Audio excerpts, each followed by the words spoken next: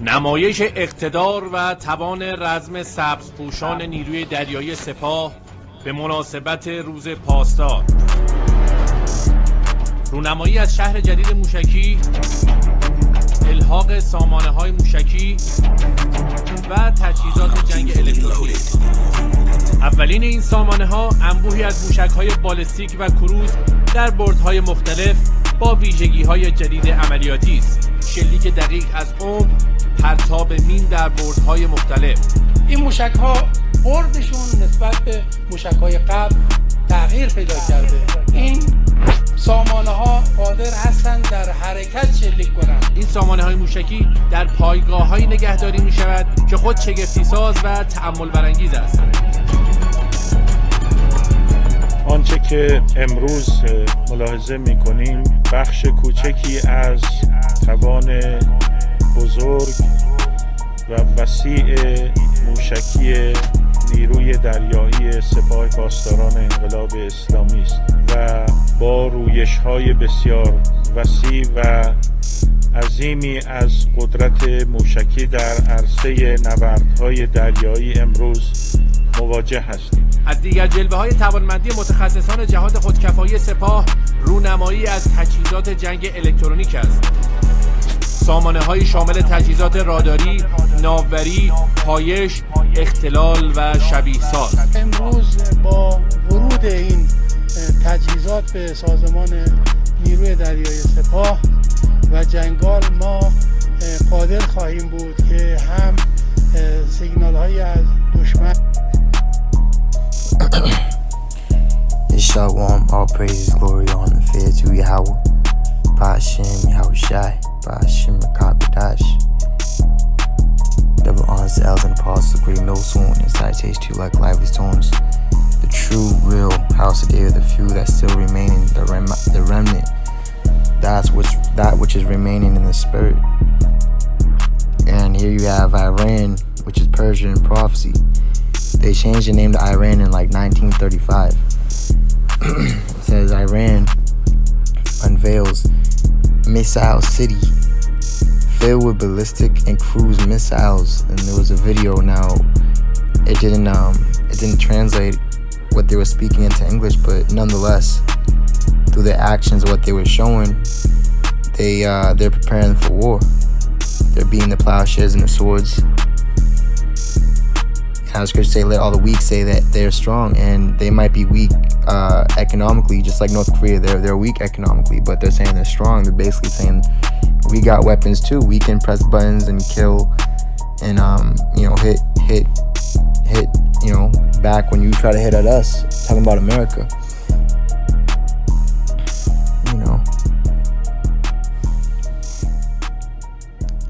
And this is the times again. We're coming to the time of the Passover. And, the Passover was always heavy times, It was always a new year. It's always the beginning of a new year, new judgments. As we say in Zephaniah, the Lord bringing judgment every morning to light. And just as you had Yahushua the Passover, you also had the Passover in Exodus when Moses led the children of Israel out of Egypt. But this Passover, right? These times are coming into, we're about to be delivered from the land of the north, and it's going to far outweigh all those past Passovers. Even the Passover had Hezekiah, which his Passover was glorious. There was no Passover kept that was as great as King Hezekiah. But this is going to be the greatest deliverance and the greatest Passover. And I'm not saying this Passover, but once the children of Israel, the elect, is delivered out of the land of the North America. And as the enemy's coming in like a flood, the Lord's going to lift up a standard against him. And just like when we was fleeing Egypt, we was fleeing Pharaoh and his armies, the water, the Lord made a way for us through the water. But then the water enclaved, it drowned all Pharaoh and his army. And that's about to happen, but with thermonuclear missiles, man, the lake of fire, see the righteous is going to be scarcely saved from this.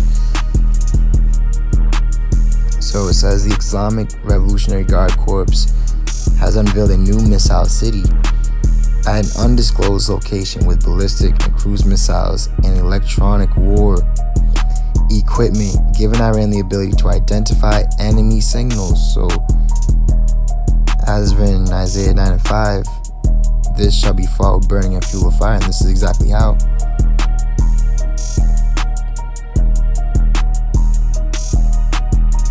It says, check this out, it says, and I'm gonna get the precept, says the announcement of a new missile city comes amid growing tension between Iran and the United States over America's delayed return to the Iran nuclear deal. And see, the thing is that there's not gonna be no peace, there's not gonna be no safety, there's not gonna be no agreement. There's gonna be a war because the king's heart is in the hand of the Lord, and they're very proud. Just as the Lord, he hardened Pharaoh's heart that he wouldn't know him. Same thing with Esau. Their heart is being hardened, so they don't know the Lord. They don't know peace. That's why there's not gonna be no agreement. It's gonna be war. With Tehran warning that if the Biden administration doesn't act quickly, an agreement could be delayed until after the Middle Eastern country's presidential election. So when they say peace and safety, then comes sudden destruction. And everything that's going on here in the States, it should tell you of what time we're in and we're approaching. Ezekiel 21:9, Son of Man, prophesy. And that's what we're doing. The Lord says he's not coming back with peace, but rather a sword, division, judgment. And say, thus saith Yahweh, say a sword is sharpened and also furbished. It is sharpened to make a sore slaughter. It is first I make litter. Should we then make mirth? It contemneth the rod of my son as every tree, right? So the Passover, right? It's a solemn assembly, and that's what a lot of our people don't really understand. It's a serious convocation. It's a serious gathering, holy day. You know, to take very seriously. That you have no leaven, to purge out that old leaven. There can be a new lump. That lump will be holy. It'll be filled with the spirit of sincerity and truth. So it says,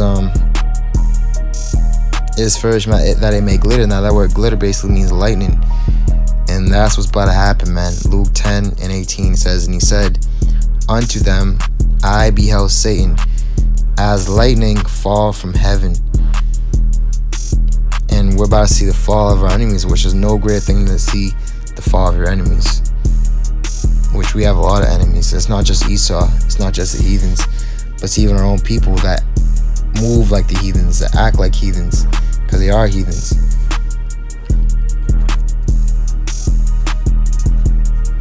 Deuteronomy 32 and verse 41, if I whet my glittering sword, you see, it's going to be like lightning, man, quick. And what Iran say in that article, they going to act quickly. It says, if I whet my glittering sword and mine hand take hold on judgment, I will render vengeance to mine enemies and reward them that hate me. And there's a lot of people that hate the Lord. They hate what the scriptures say, and they hate us, because we all about the Lord, you know. We're not with this world. That's why we're hated. Can barely keep a channel up, you know. But see, that's the true, real man of the Lord. Verse 42, I will make mine arrows drunk with blood, you see. The slain of the Lord shall be many. When we go to 2 Ezra 15 about the vision from the east, the horrible vision from the east, which is Armageddon, Yahweh Yahweh's judgment. It talks about how the blood shall reach unto the camel's hoe, it shall reach very high, man, almost to a camel or horse's hoo. It says, and my sword shall devour flesh. So all you guys are in the flesh, you cannot please God, but if you're in the spirit, you know what it is to please the Most High. And that with the blood of the slain of the captives, from the beginning of revenges upon the enemies. So these are the beginning of sorrows and revenges upon the enemies. It says, rejoice, O ye nations, with his people. For he will avenge the blood of his servants, and will render vengeance to his adversaries, and will be merciful unto his land and to his people. And his people is the elect, because not all Israel is of Israel. Isaiah 34 and verse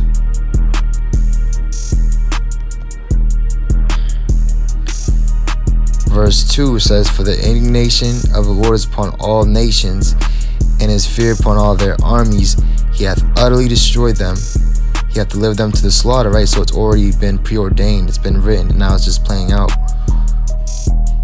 Their slain all shall be cast out, and their stink shall come up out of their carcasses, and the mountains shall be melted with their blood, and all the hosts of heaven shall be dissolved, and the heavens shall be rolled together as a scroll, and all their hosts shall fall down as a leaf falleth from the vine, and as a falling fig from the fig tree, right? And think about when a leaf falls or a fig falls, a piece of fruit falls from a tree.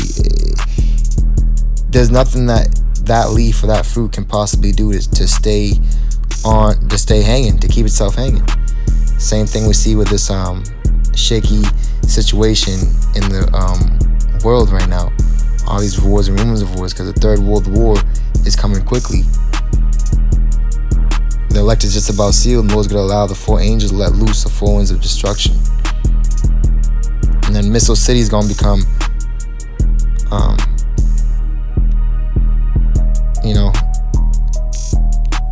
it's going to show you why it has that name. The missiles are going to be used. For my sword shall be bathed in heaven.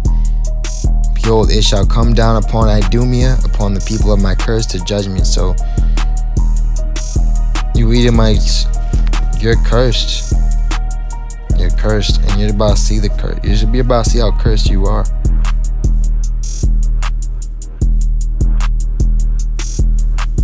All you Edomites, you Idumeans.